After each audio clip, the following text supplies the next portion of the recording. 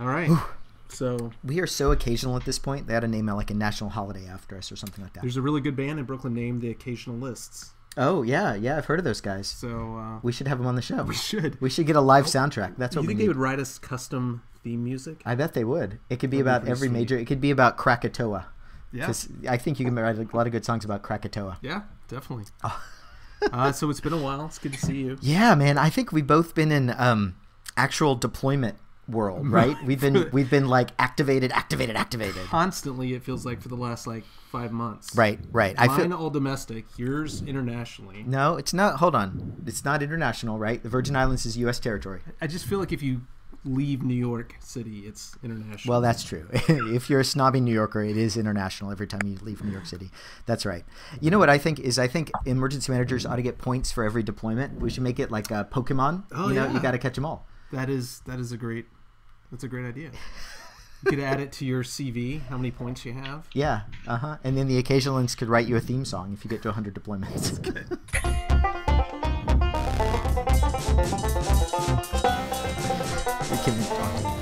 I guess that shows up.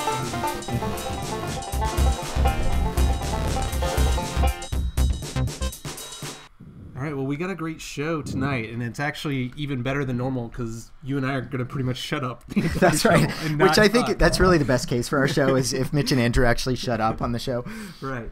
Because we're talking about women in emergency management, and we thought it would be better to get some actual women in emergency management to host instead of us mansplaining what it's like to be a woman in emergency management. Right. I mean, I would like to say I've been in meetings with women in emergency management about. So you basically know. I'm kind of you an basically expert know. Yeah. But I think it's much better, and thank God that we brought in Dr. Samantha Montano and Nicolette Louissaint to take over from us tonight as co-hosts. So welcome, you guys. Thanks for having us. Thank you. Great to be back with you guys. Yeah, absolutely. And you guys have been all over the place these past few months anyway. Nicolette, thanks for coming back. You're like a friend of the show now, which means we get to ask you for favors. So just know those are coming. Do you play any musical instruments by any chance? That's right. You write us a theme song. If I write you a theme song, you're never going to want to play it. I don't know about that. Have you heard our theme music? Oh, hey, don't insult the theme music. I mean, it's a little honky-tonk, but what are you going to do? That's true. That's true. So, what do you got for us tonight? So we are going to be discussing women in emergency management. I think we're going to start by introducing ourselves. So my name is Samantha Montano. I study emergency management. I'm currently writing a book on climate change and emergency management. Nicolette? Yeah, my name is Nicolette Louissaint. I am currently the executive director of Healthcare Ready. Before this, actually, a global health clinical pharmacologist and overall obsessed with disasters and disease outbreaks. So I think maybe next we'll have Sarah and Susamma introduce themselves too. Sarah, you want to go first? Sure. I was going to say maybe we had to thumb wrestle for it or something. So I'm Sarah Miller. I'm an emergency manager in Washington State. I currently serve the 16 cities of South King County. I'm also an adjunct professor at a couple of different schools. Okay, 5 different schools, if we're telling the truth, but in graduate and undergraduate programs. And I'm an expert in this topic because I am, in fact, a woman. Oh, my God. Yes. I hate going after Sarah. Thanks a lot, you guys. I'm Susamma Seeley. I am a doctoral student right now, but I specialize in disaster human service coordination, and I'd like to think of myself as a Malcolm Gladwell-style connector in emergency management. So there are folks who focus on the disaster, and I think that sometimes we have to focus on the people who do the disaster work, because those are the folks that get stuff done. It's crazy talk. It's crazy talk. And yes, I am a woman, in case nobody noticed that part too. Awesome. So I actually think we're going to jump in with a question that my mentor loves to ask me. I'm apologizing in advance, but I think it's important for women in this field to really stop and kind of take stock of how it feels to operate here. So I'm excited that we get to have this conversation. Really excited that Mitch and Andrew are going to be able to answer questions on their own podcast when we let them. But when was the first time that you realized that you were different? And Sarah's already laughing. So tell us the story. When was the first time? Huh. So the simple answer for me, when I was 14, I joined a volunteer search and rescue unit, and it was glaringly apparent. I wasn't the only girl there, but there were no women leaders, and it was, we won't say exactly how long ago it was, but it was a long time ago, and it was a very different attitude. You had to be one of the guys in order to be accepted, and in order to be able to do your job. And it was an instant realization.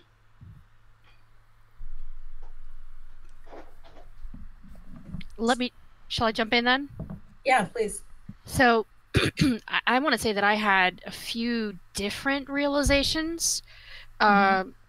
I came to this country when I was 4.5 years old, so I was socialized differently than most young women. I came from a different, I'm Indian by birth and by socialization. So when I grew up, I didn't see the same things that everyone else did. But the first place that I noticed that I was different in the American world, if you will, is when I was in the Army. I was a medic. I wore the same uniform as everyone else, but I realized that as a medic around all the guys, I had to be, as Sarah said, I had to be like one of the guys. I had to cuss like one of the guys. And to be clear, I didn't want to smell like one of them. I just make that distinction right off the bat. We do have our own patented perfume, Man Musk. I just want to jump in with that. If anybody wants any after. I'm not sure you're going to get any buyers for that. Okay. But there's another piece that I recognize for myself as an emergency manager.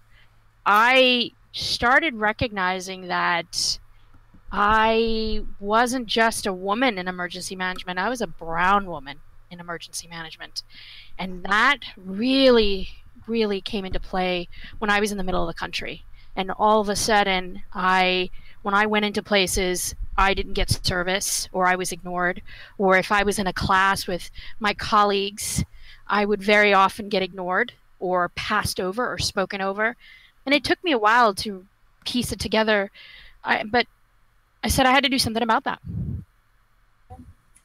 Sam, should we jump in on this one as well? Yeah, probably. You want to go ahead? Sure. So, Black girl from the Caribbean, from Brooklyn. So I've always been different. There actually isn't a box that I feel like I comfortably fit into. So a lot of what you guys said definitely resonates with me. I think so. I actually started in a different path. So I'm a chemical engineer by training. So I started out wanting to do fluid dynamics and all that stuff, and in a very, very white field, very male-dominated field. And actually a multi-generational field. So in engineering school, you find that my dad and my grandfather and the lineage is, it's a family business. And so that was the first time I looked around and realized, when it's time to do problem sets, the groupings did not have me in them. And it was hard to figure out how to justify my place here in that department. And frankly, it's not been that different in emergency management. I find that I am actually Blacker, more female, and younger than a lot of my peers. And so while I often deal with bias, I'm never actually sure which one it is, right? And so it's always very clear that there's some discomfort when that happens, but I can't necessarily say it's my Blackness or my womanness or the fact that I may just be a lot younger than some of my peers and colleagues. So that's my story. Samantha, what you got? I started out in the nonprofit sector doing disaster work. And so there are a lot more women in that sector. And so I really kind of came into emergency management being surrounded by probably more women than most people are who enter emergency management. But the first time that it was the first time that I realized the extent to which being a woman in emergency management was so different. I was attending a planning meeting for a regional exercise that was being done. And I was just there to make observations. I wasn't participating. And I'm sitting in this room waiting for everybody else to get there. And all of a sudden I see that every single person walking through the door was a man. And when all was said and done, I was the only woman in a room of 40 people. And it's one thing to be the only woman in a room of 5 people, but to be the only woman in a room of 40 people for this, big event that involved agencies from multiple states, it was completely eye-opening to how different I felt just sitting there, and how vulnerable I felt sitting there, and how out of place I felt sitting there. So that was my big realization of, this is weird that I'm in emergency management. This is going to be a different experience. Mm. So it sounds like we all kind of have similar stories there. The next question we wanted to talk about was, how did you come to be a part of this conversation? How did you get involved talking about being a woman in emergency management, other than by virtue of actually being a woman in emergency management, of course? Do you want to start with Susamma this time? Sure. So, sorry, Mitch and Andrew asked a few of us to join a conversation after the last IAM conference.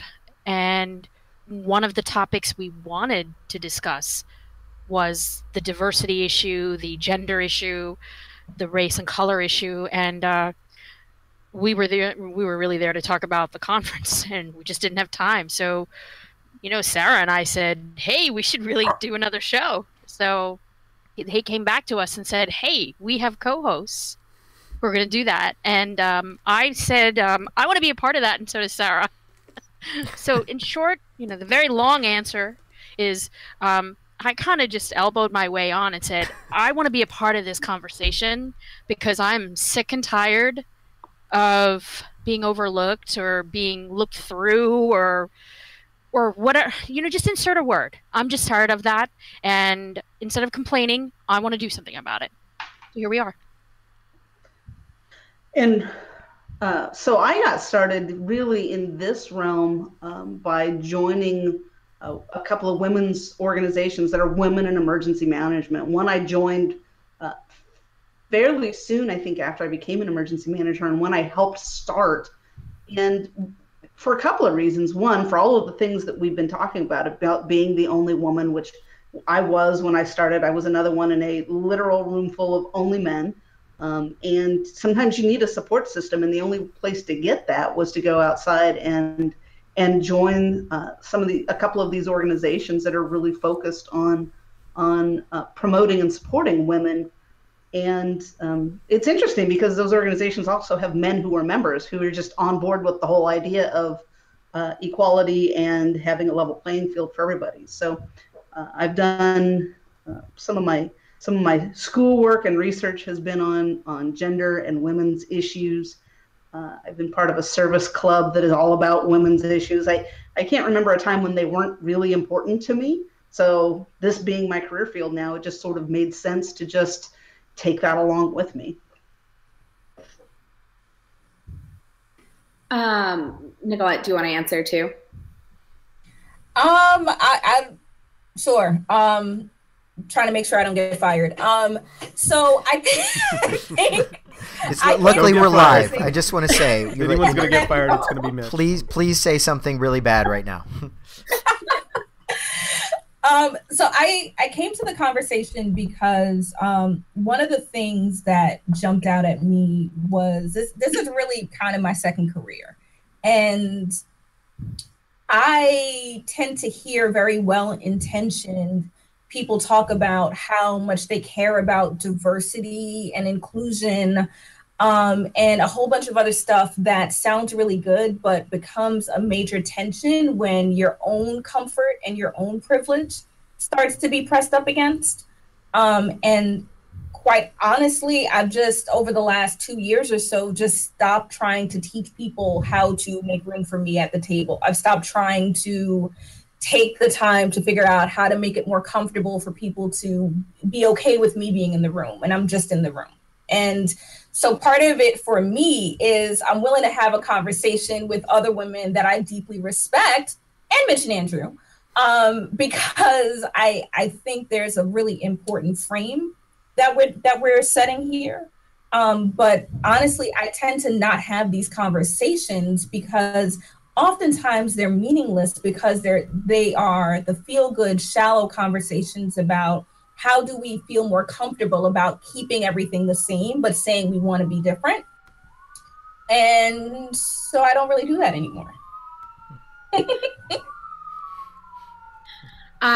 Yeah, so I will add to that I have started to be a little bit more vocal about women in emergency management as I started teaching. While I was in graduate school, there were relatively few women that were my students and taking classes, and I want to kind of be vocal for them. I didn't really have anybody for many years somebody who looked like me that was doing the type of work that I wanted to be doing in emergency management. And one of the reasons why I am so present online and putting myself out there is that so girls and younger women can have somebody who maybe looks like them, who is doing work that they may be interested in doing, and just giving kind of a public face to being a woman in emergency management. I'm going to follow up on that. Oh, go ahead, please. Because you said something that made me remember when I was getting my graduate degree, my primary professor who became my mentor was a woman. And so I didn't really realize that emergency management as a profession was so male dominated, because my experience in school was a very even split. Actually, I would say there were probably more women. As a matter of fact, I know there were more women who graduated with me than men. But then I got to the real world and discovered, oh, it's not always that way. But that mentorship is critical, I think, for women who are forging ahead in this field. Yeah, a similar experience. By the time I got to grad school, my advisor was a woman, and she was that role model for me that I could follow. Like, I finally had that person. But yeah, it took several years to get to that place. I just find that, like, I'm sitting here like in awe because I have never had a mentor in my field that looks like me. Full stop. And Ditto. Right. So Ditto. For me, that's incredible that there was someone that you could look at. And I do believe representation matters. I've just never had it. And so I think it's incredible that you had that. I want to know what that's like, to be to be honest, because for me, it's always been this experience of how do you pull the good things you see from a bunch of different mentors, or translate what you see from a mentor who does look like you from a different field, or some trailblazer you've heard about or read about in a book that you went to dig up and learn about, into your own field. But I've never had a mentor in my field that looks like me. Nicolette, you bring up something really important. I found a woman who looks like me, who actually heads a consulting agency. And I remember being the bold Indian woman I am, and emergency manager. I found her at one of these IAM conferences, and I went to her and I said, there aren't many women in emergency management who look like me. Mm-hmm. I would like to be your mentee. Would you mentor me? And she just shook me off. And I remember thinking, that's just really disappointing. But that didn't stop me from seeking mentors in other people. Right. So I think that's really a really interesting part of this. Is it's one thing to fight about the experience of being women in emergency management. It's another thing to not glorify being the only one in the room. Yeah. And I think there's a lot of tension in how do we, especially for some of the older, frankly, especially for me, like when I see some of the older women of color that I look at and say, hey, you did it in finance. Can you teach me how to do it here? They're used to being celebrated as the only one, right? And they don't really want to make space for other people because it takes away from their shine, or they think it does. So, I think the example you're giving is a testament to that.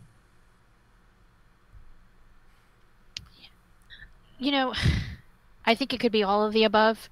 One of the things that I've learned over the years is that no matter how angry we may get or disappointed, that anger shouldn't be the way we respond, because, and I'm going to say this and I'm going to just say what I need to say on this, because I really like the way you phrase it.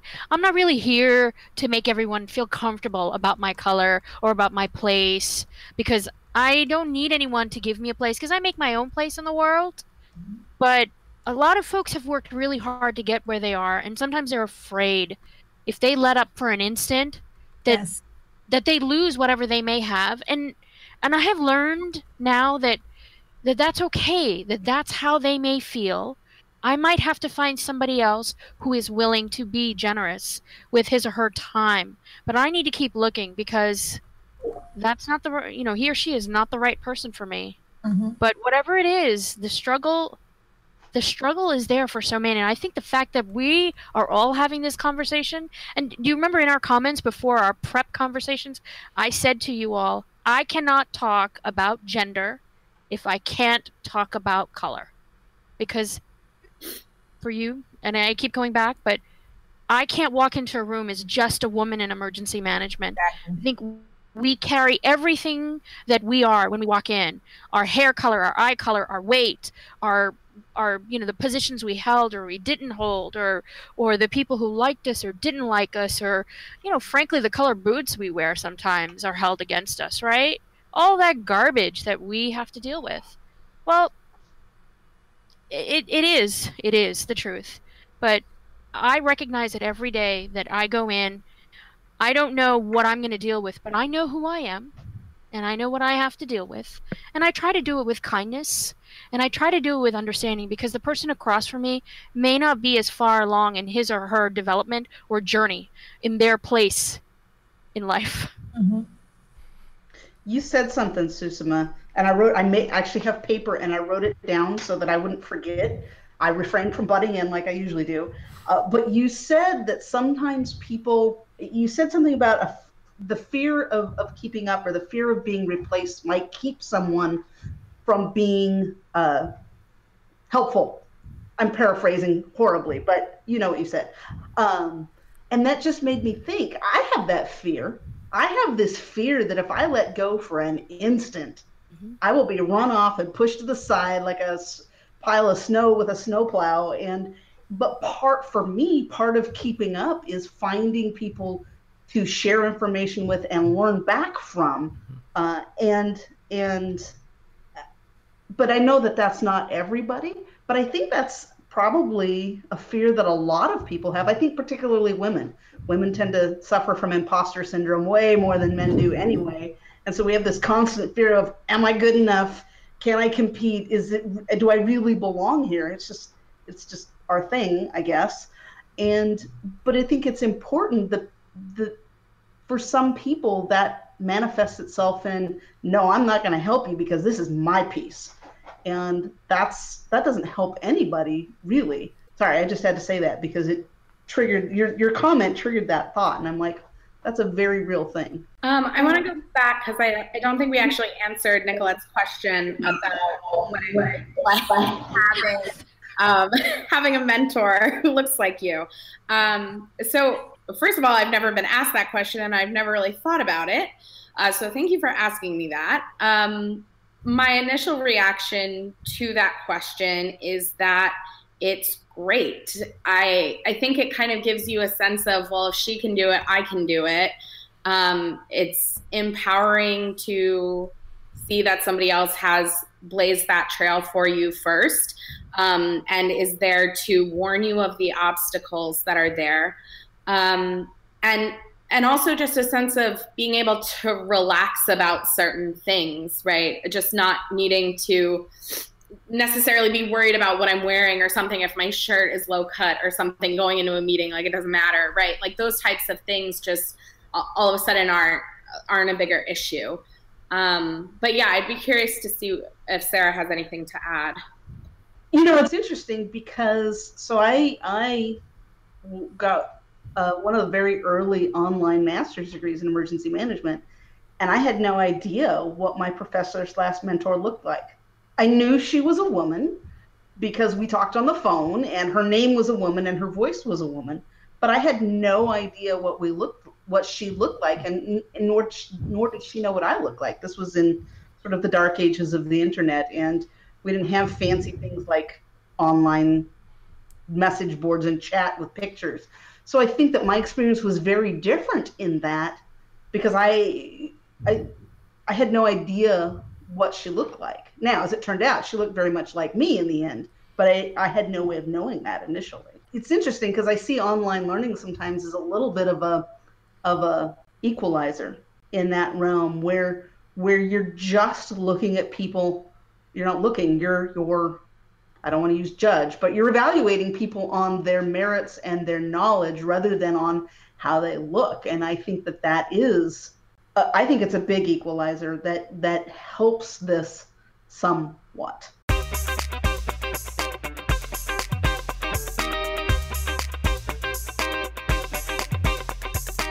So let's dig into emergency management a little bit more. I want to start talking about our experiences in emergency management and the perspectives that we bring to the field. So anyone can jump in, but what has your experience in emergency management been? And I guess the follow on to that is, how has your perspective been shaped by all of who you are and how you bring that into the field? I see that smile over there. Y'all think I'm just gonna get a beer? Okay. The thing about emergency management is that there are so many different kinds of people in it that you could literally be anything you wanted to be, because we need all kinds of it, right? We need all kinds of people and all kinds of skills. But invariably, I keep running across the same kinds of people. I don't like the way you look because, you're just too big, or you're just too brown, or you're just not white, or it doesn't matter that you have a degree or that you're a veteran or that, you've worked, I don't know how many disasters, or you've been the chair of 2 different VOADs in 2 different states. You're just a woman. And sometimes it's, you have a uterus or you have ovaries is what I really hear. And then I want to say, no, I actually returned my uterus. So thank you very much. And I don't even see that as vulgar any longer because I've said that so many times. But the thing is, none of us can do this by ourselves. We really do need each other, because every time we go into a situation, whether we're working in an EOC, whether we're working in the field, and I specialize in helping a local agency or nonprofit integrate their work into the local disaster operations, and that means I specialize in relationship building. So what does that mean? I get to know people. Why do you think I call myself a connector? Because I look at people and I say, hey, what can you do best? So if that means I see that you're a person of color, I'm going to say, hey, whoa, we might have something in common. But it also means that I'm going to look at the white girl next to me and say, hey, we have something in common because, hey, I think we have ovaries, Or the guy and say, hey, weren't we stationed at Fort Irwin? But you get my point. We can find common ground with everybody. But what I can't stand are the people who don't allow us to find common ground, because all they can see when they see me is the brown girl or the older person or frankly, I don't know what they see sometimes because their face is so disgusting and so filled with haze. Sorry. Actually, I'm going to stop apologizing, right? Yeah, but I wanted truth, right? This is what I see. This is what I share. And I think the people, our listeners, if you will, they want to hear what we're really thinking. They don't want us to sugarcoat it. And you'll note that in spite of my background in military and the fact that I love the F word, I haven't used it. Okay? I think that that's the point here, is that we choose to be a certain way or we choose not to be a certain way. But being open to others is certainly a better way to be an emergency manager in this world. Mm-hmm. You know, so this makes me think, earlier Sarah said something about, I'm going to like misquote you here, but you said something about feeling competition and maybe being concerned about sometimes if you're bringing somebody else in, are they going to take your place?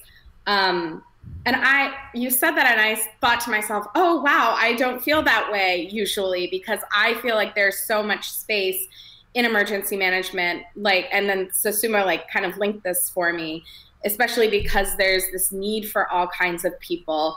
And so I'm kind of want to dig into a little bit more why maybe we feel that competition, or why we like have that instinct of, oh, like wanting to protect our space, and where we think that comes from. I know where I think it comes from. Go for it. Because for me, it goes way back to when I joined Search and Rescue. I took every training, I got every possible qualification that existed, because I never wanted to be passed over for something because I was a girl. I wanted to be the best qualified so nobody had any excuse to shut me out. And that probably holds true to this day. I am a hoarder of certificates and certifications and degrees and things. And I suspect it's very much for that reason. I guess I don't so much fear being replaced, because God knows I do not want to do this forever. So someone has to replace me. But I think, I mean, for me, it's a competitive, I guess it's competitive, because to be recognized, you had to be the best. And to be the best, you had to do all the things all the time. That's not necessarily healthy, probably not at all healthy. But it very much shaped who I was, and probably still does. And not too long after I started working as a city emergency manager, I was attached to a police department, and we were talking about our EOC, and one of the police commanders, who became a friend, he said, well, I don't even remember how it came up. He said, well, who's in charge of the EOC? And I said, well, I am. And he said, do you think people will actually listen to you? And he didn't mean it unkindly. It just never dawned on him that a girl would be in charge of things. And I'm pretty sure I gave him a look, because he quickly backpedaled. But that was the mindset of, well, of course they're going to listen to it. And I said, of course they're going to listen to me. It's my job. It's my EOC. They're going to listen or they're going to leave, which also was very shocking. But that plays right into that. If I'm not at the top of my game, somebody's going to challenge me, and it might be somebody with power and authority, and I got to be up to that challenge. It's funny that you said that, because two things. One is I deal with that every day. I'm the executive director of an organization. I'm also the president of the organization. I have to defend or remind people of that on a daily basis, so much so that my deputy, who is an exceptional white woman, is often asked to make the final decisions on things while I am sitting in the same room. Like, see, I almost dropped an F-bomb, caught it. Like, how does that happen though, right? So like, how, in what world is it that you have to continue to remind someone that you actually have the authority, which you already have? Like, how does that make sense? And so the story I've been saving, this happened to me last week, and I'm going to try to not use any real identifiers, but I moderated a panel, and I was a part of the organizing committee. And as much as we tried, it was really, really hard, exceptional meeting, really hard to get experts in different parts of supply chain that were not white men, specifically middle-aged white men. And so I moderate this panel, and I am like all of the diversity in the panel, like all of it, to the point where it was hilarious to look at the headshots, because it was like headshot, headshot, headshot, speck of brown girl on top. And it was awkward. But I actually had someone that I really respected in the field complain to me about it afterwards and point out that there was no diversity. And they just felt like they had failed everyone in the field because she was looking for younger people in the field to really take over, and she hadn't seen it. But I was there. How did you miss a whole person? Like, how do you not see someone in a space where you are? How do you decide that someone is invisible to you? Implicit bias. But that's the world, right? That's a big part of this. I realized, and I said it to someone the other day, like, I don't stay in emergency management because the field is welcoming. I stay in emergency management because I'm dedicated to the patients that we serve. And frankly, the communities that we serve look a lot more like me than the field.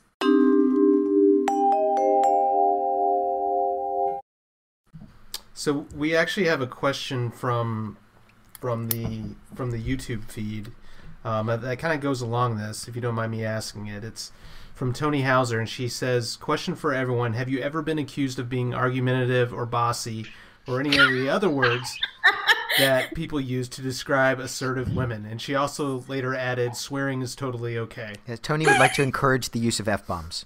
Everybody. Yeah, except this is getting recorded for posterity. And I asked my family to watch, so no. Right, my mom was watching, so. Yeah. Oh, goodness. Yes. So I assume everybody's answer is yes. A resounding yes. Do you have a story to share about that? Can I go first? Go for it. Is anybody going to roll their eyes at that one, right? So I spent a number of years as a VOAD chair, VOAD, Voluntary Organizations Active in Disaster, for those who don't know, and as a chairperson of a conference committee for our professional association, IAM. And if I were to deliver anything directly, like the men do, I was always, it was bad-spirited, or, we should really be nicer to people. So I had to learn to use positive words, and I had to use, and you see me doing this today. I say things like, I am unable to do that for you, or allow me to offer a different perspective. What I really want to say to you is, what the heck is going through your head? But I cannot say that, because you see me, and I think you can see through my little screen here, I am an animated woman. And I cannot be anything but who I am. And I also have a color attached to me, which means there's a bias attached to me. Whether you're aware of it or not I don't know. But because of implicit bias, because of your prejudices, your whatever you may come in through the door, there is also an expectation of women to be nicer. We are not allowed to be direct. We are not allowed to say, hey, you need to stay and do your work because that's what you get paid to do. Or, hey, volunteer on the committee, you cannot get credit for volunteering if you actually don't volunteer. Sarah's familiar with how I work with a committee to get work done. Be responsible, be an adult. But always be polite, be kind, but no room for BS here because we're adults. I got written up on my yearly evaluation once I know, right? So for my use of humor, of all things, we had my boss and I had an exchange we had difference of opinion about that, because I use humor as an icebreaker, and I don't use inappropriate humor, but it was ultimately, and that same boss at one point not wrote me up, but put in my annual evaluation that I was aggressive. I just put my evaluations in the shredder because it did not matter what was on them. And that's exactly, I gave them the consideration they were due. But it's a very real thing, because I I mean, I know the other people that were evaluated, and none of them who behave in the same manner that I do were ever written up for those things. I interviewed for a job once, and I had an inside source who knew the deliberations of the interview panel, and a colleague and I, both women, were summarily described by this committee. I was aggressive and she was a wallflower, and they hired a middle-aged white dude, and then it did not go well for them ultimately, but we get labels attached to us that have no bearing on our ability to do the job, and you fill in whatever label you want, but they are not the same labels that would be used for men doing the exact same things in the exact same jobs that we do. So I've almost been fired because I was aggressive, arrogant, and bitchy. I get called bitchy at least once a month, like today. That still happens. And fortunately, I'm actually at a point in my career where I can shrug it off, or I can shred, the evaluation. But when you're not at that point, and you're worrying about how to police yourself and how to monitor, how you interact with people. And just to be clear, some of my worst critics were women. So it wasn't always men. So it has been, a journey. What I've realized, especially in the last, 6 months of constantly activating for things, is I can't actually do a good job in the things that I have to do and worry about over policing myself. And so there were a lot of times where I would do I'm so sorry, I wish I could do that, but I'm unable to do it for you. And the really polite, smile while I'm saying no, and all of these other things. And I just realized that I would kill myself trying to do this job and trying to be pleasant and what people wanted me to be. The very first time I went to an emergency management conference, I was probably 22 years old. I was going there to present the very first research I had ever done. I was so excited. I marched in there with my PowerPoint ready to go. I was super nervous. There were other circumstances that were making me especially nervous. One of the researchers that my research was based off of turned out to be sitting in the very front row unexpectedly. I was like, oh my God, what's happening? Totally overwhelmed. Again, 22 years old, very little experience public speaking. And the research was super theoretical and kind of complicated. And so I gave my presentation, and sure, not the best presentation. I've given many better ones since, but it was fine. It was fine. And I gave the presentation, and I go back to the back of the room. And the very first person that comes up to me is this older white man who walks up to me and says, I just want to tell you that you need to get a speaking coach, because if you think that you can give a presentation sounding like you just sounded, you're never going to get anywhere in this field. And I just the audacity to say that, and the audacity to I still almost can't believe that happened. Right. But even, right, and so it's not even necessarily always about being bossy or being arrogant or calling people out for being aggressive, right? It's also just this thinking that, men have license to come up to you and sometimes women, and to just come up to you and say whatever they want to say, and to even know how to react in those situations. And again, like you were saying, at that time, I had no idea how to handle that situation. I had no idea how to react to that person. I just I don't think I said anything. I just kind of withered away. It was awful. Now, if somebody said that to me, it would be a very different conversation.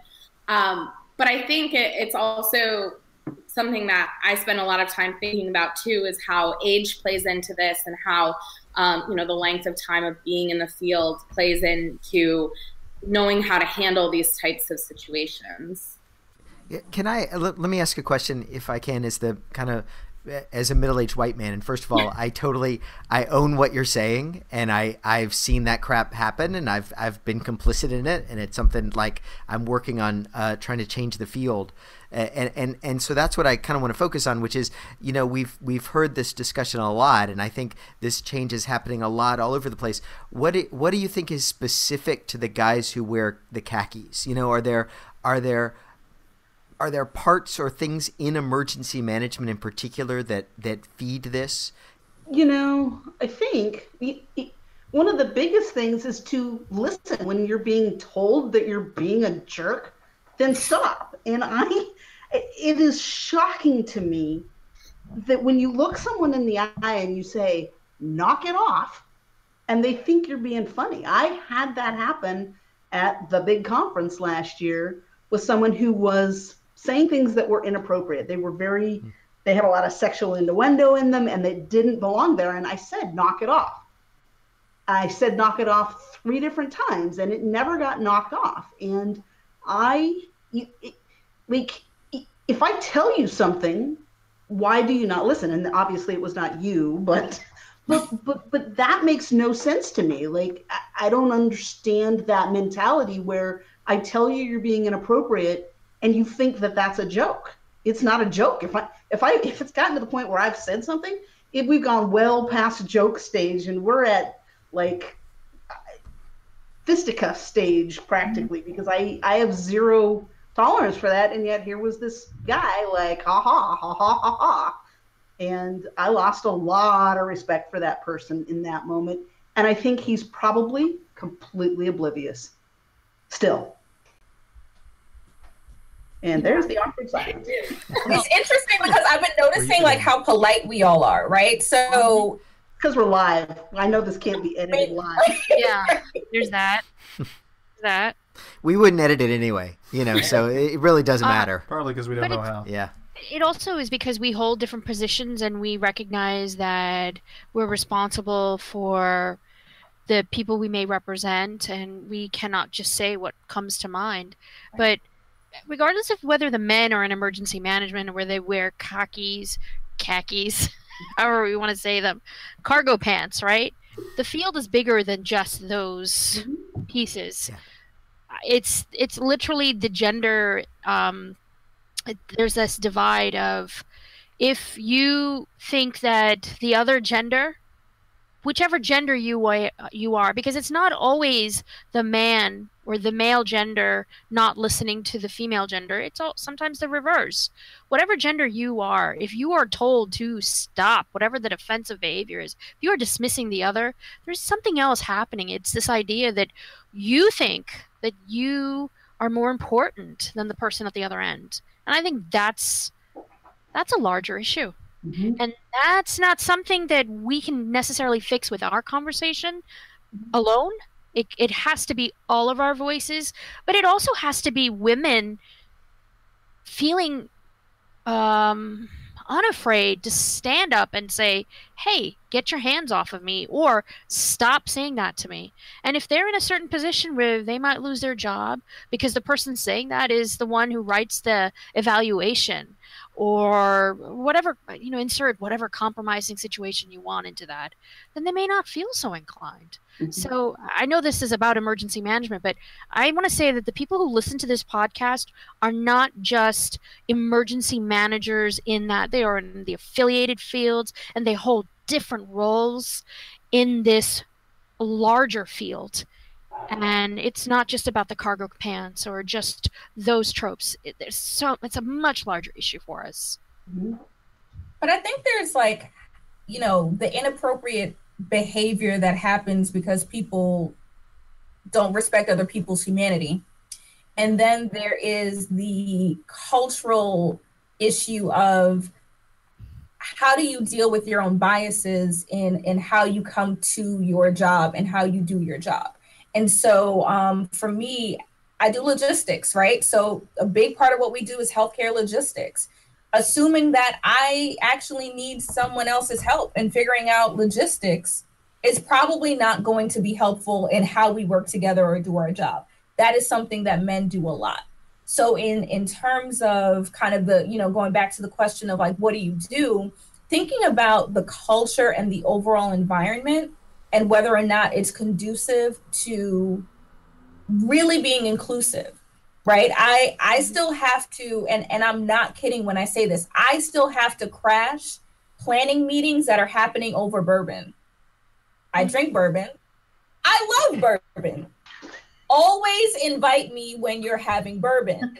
Why do I have to crash party? Like, and why is that how business is being handled? And that's okay, right? Because it's the part of the culture that perpetuates the idea of a boys' club. So when we're in the formal setting, you can be polite and you can, be genteel in all of your sensibilities, but then you're still perpetuating a culture that feeds into your own comfort, frankly. And it just does me a disservice because now you've created a different room that I have to fight my way into. Yeah, and I think that's an important point to emphasize, is that it's not only about barriers of entry into the profession of emergency management or like whatever area of emergency management you're working in.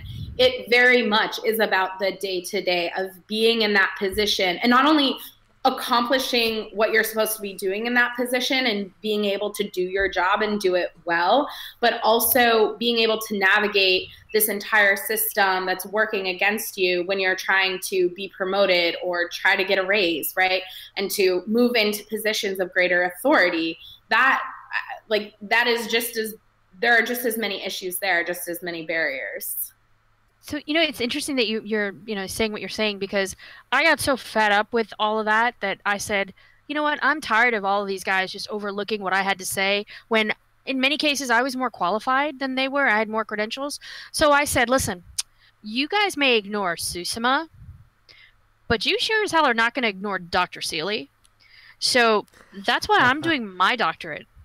So when I go back to these schmucks who, when they try to call me Susamma, I'm going to say, no, sweetheart. The name is Dr. Seeley. And I'm going to take great pleasure in doing that. Because, and I want you to know, I tell the women of, especially the young women of color who I encounter, I tell them, this is why I'm doing my doctorate. Because I'm in my 40s, and I'm not white. And by the way, not that white women have an easy ride either, women in general. But in this field, we don't get an easy ride. So this is why I'm doing it. So one, you're not alone. Two, you do have to fight your way into every room. Sometimes you have to create the room, separate room for us, right? But this is why I'm doing it. So that the folks who are coming behind me, they know they have people who will help them, because people have helped us. It's funny that you say that, because I know how many people it pains to have to call me doctor. And so, amen, sister, amen. But it's true. It's like there are a ton of people who will work with you because they have to, and then because you have the credential, they're like, damn it, I have to respect you and I have to call you that. And it drives them insane. It's a delicious level of shock. It's so incredibly enjoyable to watch the pain on their faces. But there are a lot of times where that is the only reason. I mean, I've been kicked out of chairs that had my name on it because they were like, oh, no, that's reserved for Dr. Louissaint. Like, that's a seat for that person. Like, actually. Do I need to get my ID out? Right. Right. But just get ready. It'll be interesting. And I'm sure Samantha has similar experiences as well.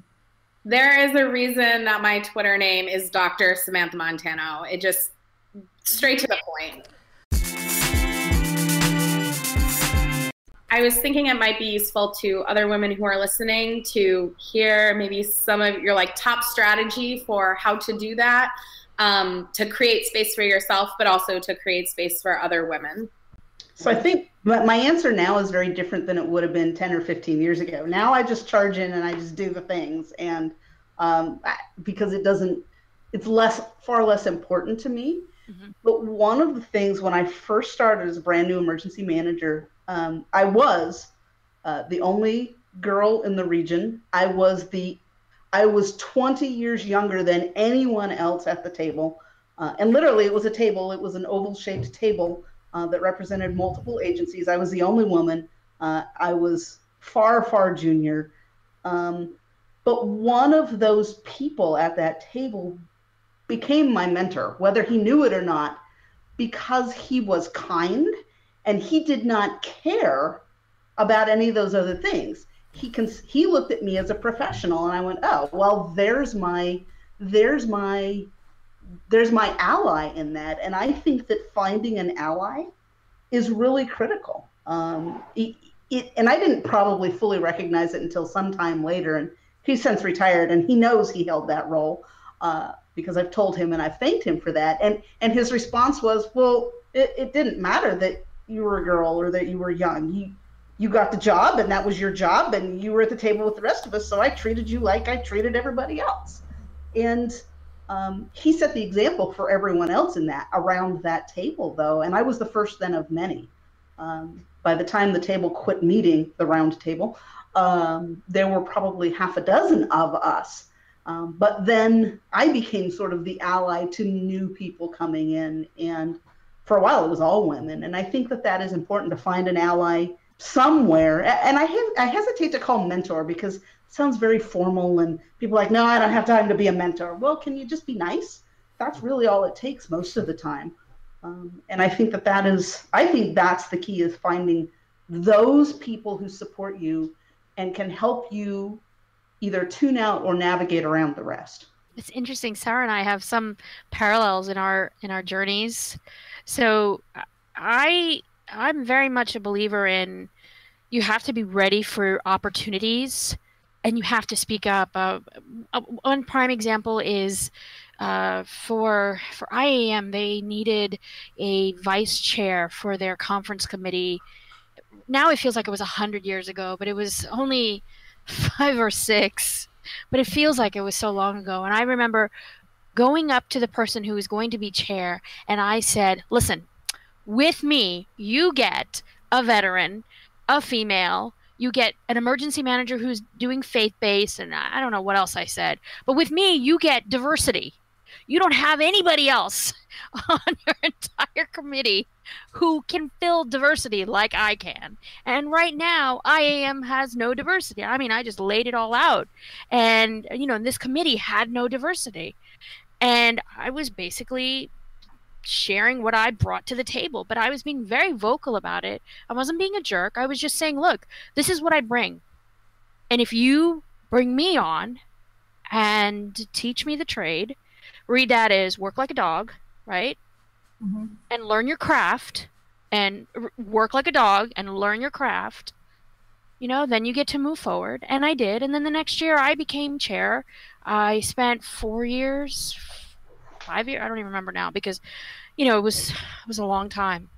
But while I was there, I had to fight to make space for people who looked like me, because guess what? There aren't people who look like me. And bringing diversity in, it was so difficult because all the researchers are old white men. And as much as we love all the old white men, they're old white men. And I think if we saw them today, and I think we're Facebook friends with them, they're all old white men, and they will tell you that we're all old white men, okay? There are some women in there, and some of those women recognized, hey, look at her. She's a woman in emergency management who needs support.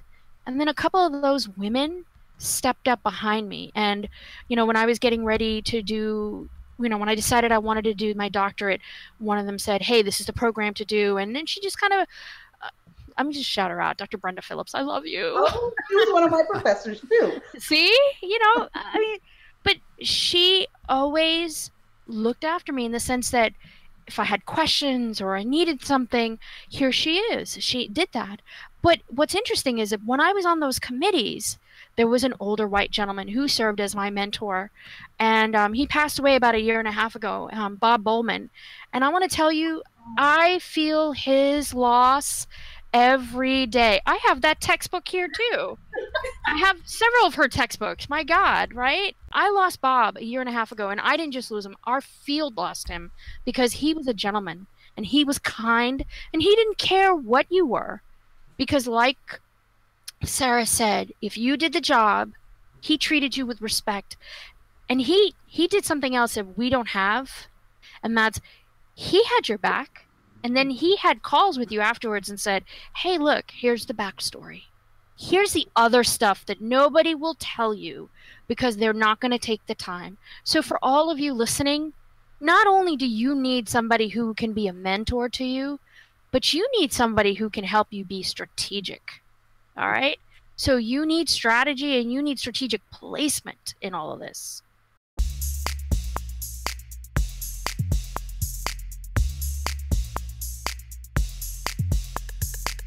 So guys, before we begin to wrap up, we've talked a lot and there's definitely more that we can do, but I want to get your perspectives on how you think about gender on a day-to-day basis. Do you think about working with women or women of color differently than you approach working with men or white men? Do you think about any of this at all on a day-to-day basis? All right, I'm up. Go ahead, take this one, Mitch. Yeah, sure. Happy to. I guess I'll say, coming into this, we were worried, right? I mean, I don't know what, I mean, you guys are all people I respect, that I follow, that I value the work of. But I think that my experience is that middle-aged white men, whether you wear the khakis or are part of this broader enterprise, do have implicit bias kind of baked in, right? You really do. And you have to sort of start with acknowledging that, and you kind of have to start working through it. And for me, I work in public health, and my experience has been actually that there is more of a woman-based leadership structure in public health than in other like law enforcement or things.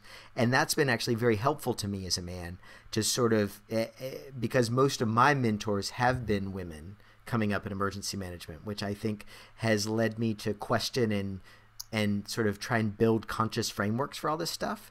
But, I would absolutely be lying if I said that it was perfect, especially right now, right? We're in a charged atmosphere, and I think we need to figure out how to engage that in collaborative ways and grow, treat each other as humans and with care, and also to grow the field so that we help citizens better at the end of this.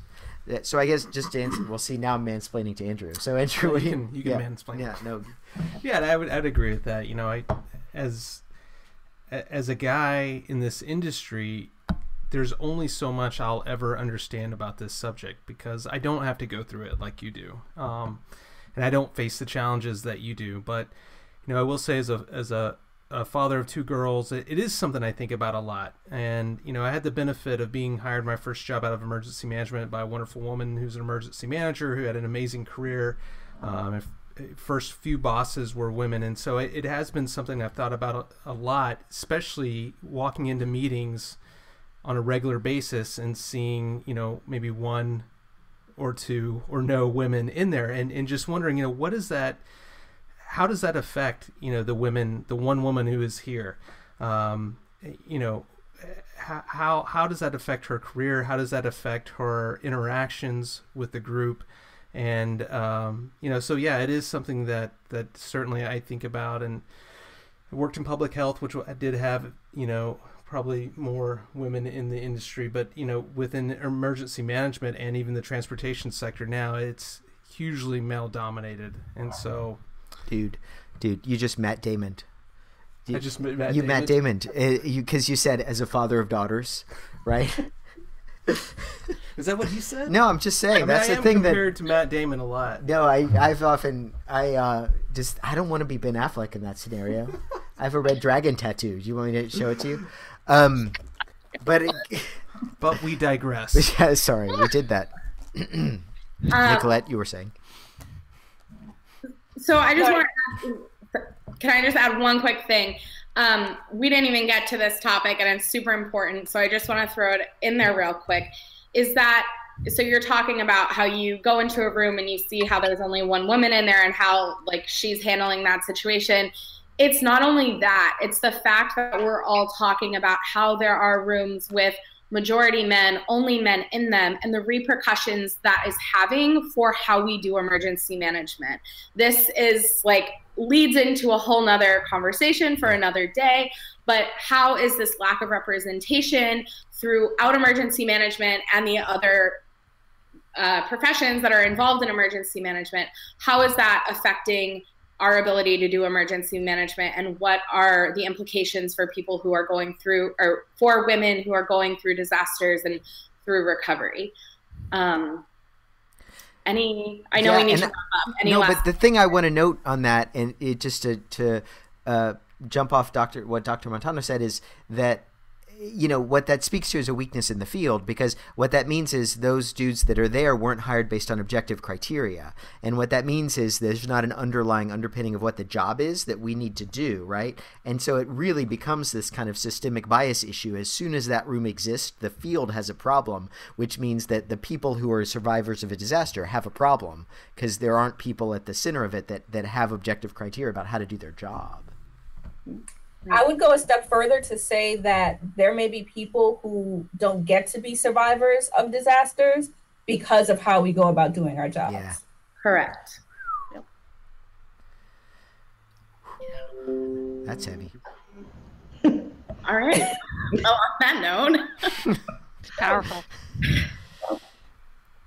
Well, thank you so much for coming on tonight. And it's, you know, you're putting yourself out there. It's you know, you're being vulnerable, but I really appreciate it. You're taking us to school, which we appreciate. It's a conversation that needs to happen every day, and it needs to happen more. And we'd love to. There's a lot we didn't get to tonight, and so we'd love to have you all back on at another time and talk more about it.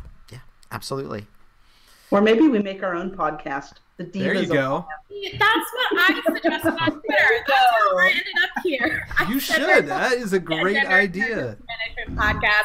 I don't have time to do it. If somebody else listening or one of y'all want to do it, do it. There's so much to talk about. There are so many people who would support you and listen and be guests. Somebody should do it. Make it happen. I Absolutely. agree. Totally agree. Yeah, and if you need any help, we're happy to be the allies in that situation. Well, well, thanks everybody very much, and we'll be talking.